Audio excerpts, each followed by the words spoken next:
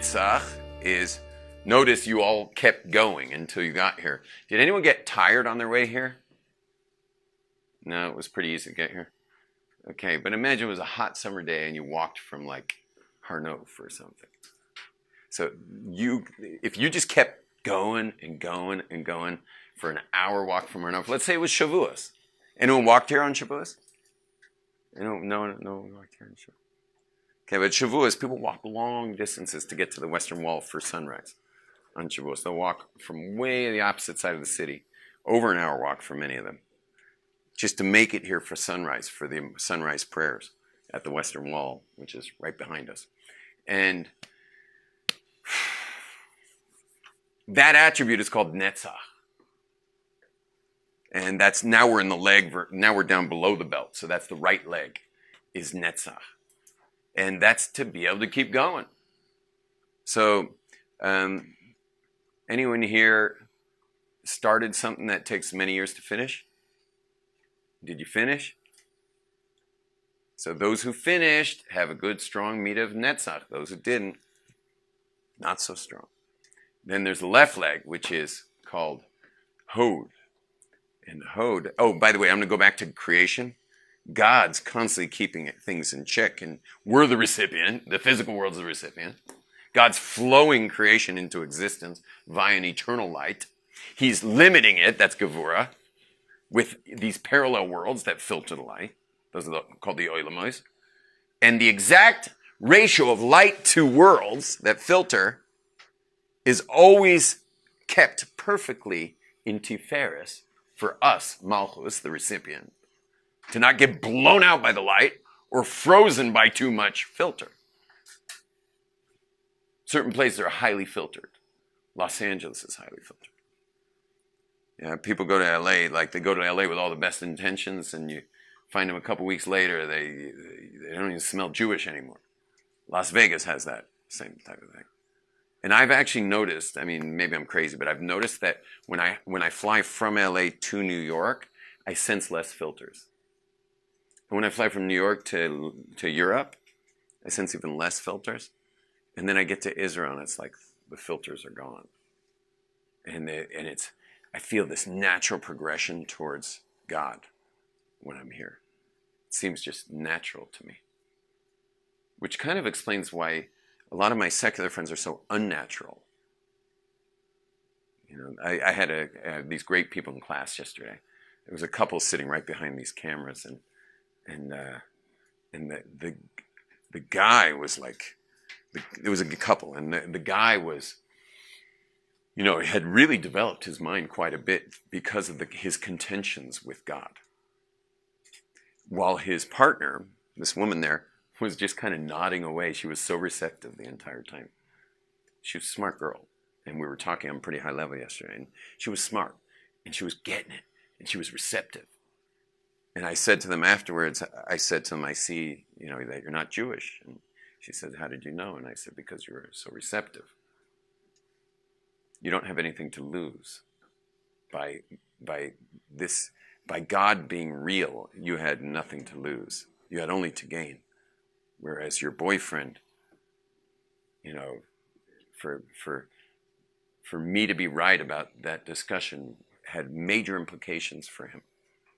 And so what happens if you live in a country where God is the default mode, you know, Israel, where God's the default mode, but you're hell-bent on staying secular.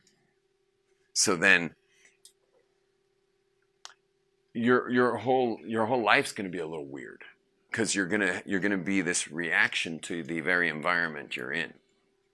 It's a little different than, see, when I meet a secular New Yorker who doesn't spend time here, yeah, some kid who grew up in Manhattan, yeah, he's different. He's developed way more of an ontology. You know, ontology, like the study of God. Like it's way developed. Why is it way developed? Because he's got to deal with his guilt. He's got to deal with his feelings regarding God and being a Jew. So you have to have a very developed perspective, quite philosophical if you're Ashkenazi, on how you've somehow philosophized God a little bit out of the picture. Whereas if you live in the land of Israel, you're just going to be altogether different. because it's Godland. This is Godland. You've heard of Disneyland? Yeah, this is Godland. And if you want to live in Godland without God, you're going to be a funky dude. Or dudette if you're female. Now,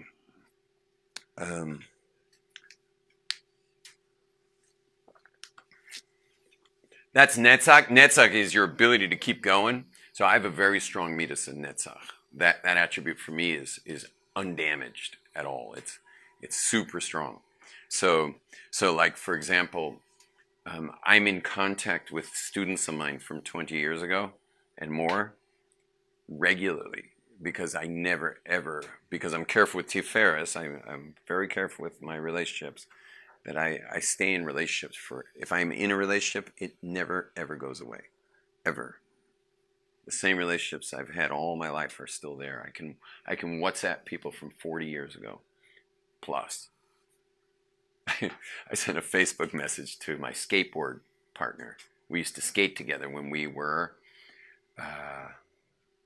13. And so he got a Facebook message this week. I was just thinking about him. I was watching some of the more radical surf maneuvers in the Pro Tour today. And when I transitioned from skating to surfing, he said it wasn't radical enough for him because he was really radical. He had a half pipe in his backyard that didn't even have a transition. Half pipes are, it's the steep wall, and then it's a transition, and then the other steep wall. His had no transition. It was just a circle or a semicircle, which means you have no time to set up your maneuvers. But he somehow had them set up. He was amazing.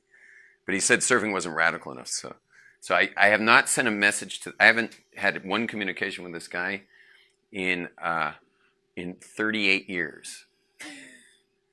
But I remembered his name, and I sent him a Facebook message saying that whenever I see someone now doing aerials on surfboards, really getting radical maneuvers, I said, I think of you each time.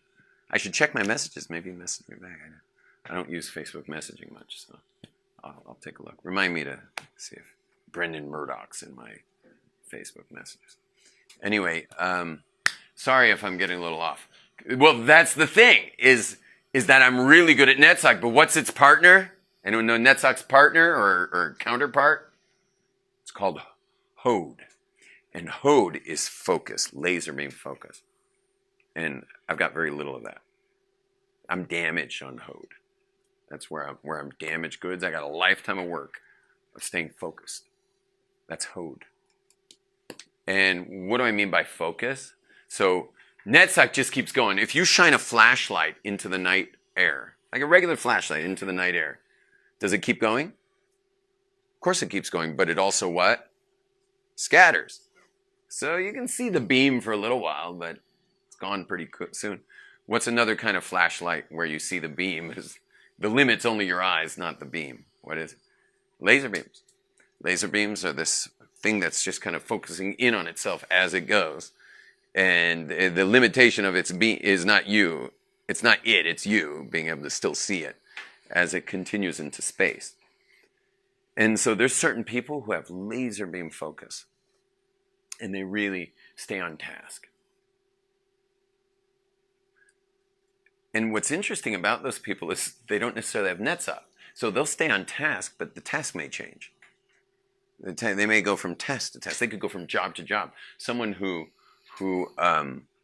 goes job to job, or they're observant today and they're not observant tomorrow, and then they're observant the next day and then they're not observant the next day after that, their midas and Netzach is pretty lousy.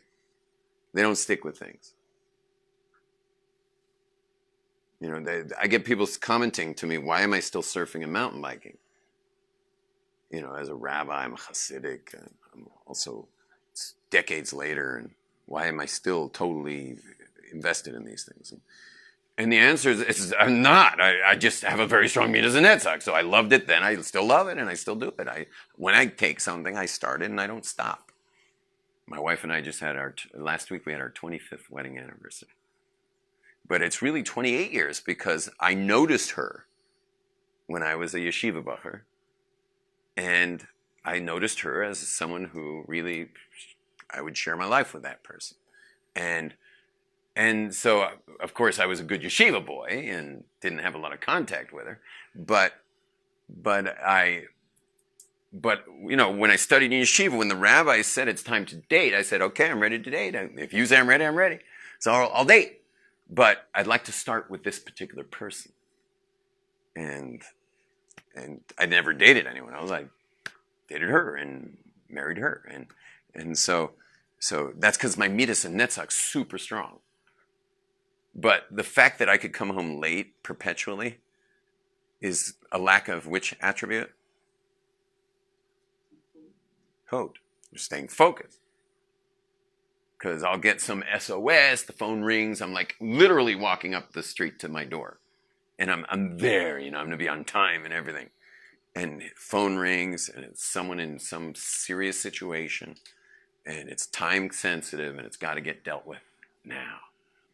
I'll deal with it. And you know, I'll deal with the consequences later for walking in the house at 7 or 7:15 or 8 instead of 6:30 when dinner is. So, because my midas hod is not great, but my midas Netzach is very strong.